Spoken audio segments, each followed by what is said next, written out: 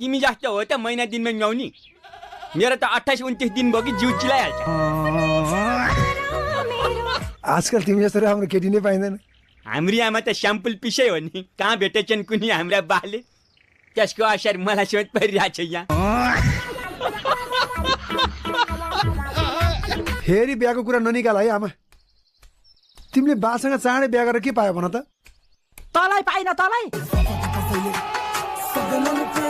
तिमीले हात दिनु सिकायौ अब म यो ब्यानर कसरी च्यात्ने त्यो सिकाउँछु एक्सक्युज मी नेपालीमा भन अंग्रेजी बुझ्दिन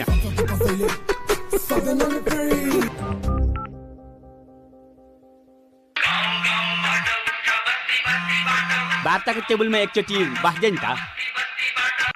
यो केटीलाई मेरो फोन नम्बर कसले दिएछ पछाडिको 6 वटा त मैले दिया हो अगाडिको 4 कसले दिएछ आर यु कमेडी मी ओइ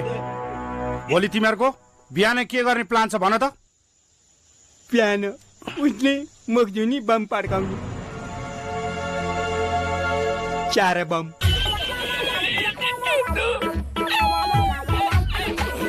पानी त आउँछ कहिले आउँछ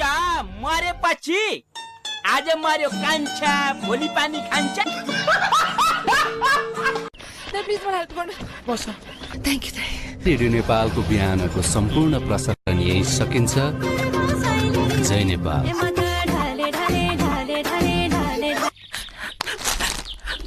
खाइबक्सोस् नजुर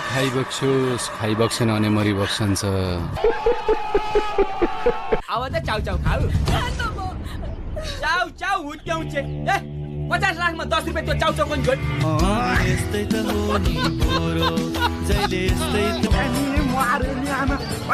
ठाउँको ठाउँ नथित न मैले मात्र कौडी खेलेर भयो मेरो बच्चाले चाहिँ खेल्नु पर्न तिम्रो एउटी गइन्जास काजी साहब नमस्कार अब तेरो बिहा गर्नुपर्छ छोरा हुन्छ हो आमा तर सहान ल्याए अर्कैले सही ल्याउँदो रहेछ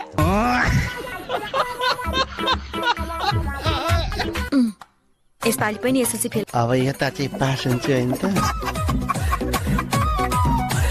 लुगा नापेर आको कि आगो तापेर आको अनि पुष्पाजीले के माथि चढ भन्नुभयो के भनिस् रुखा माथि चढ भन्नुभयो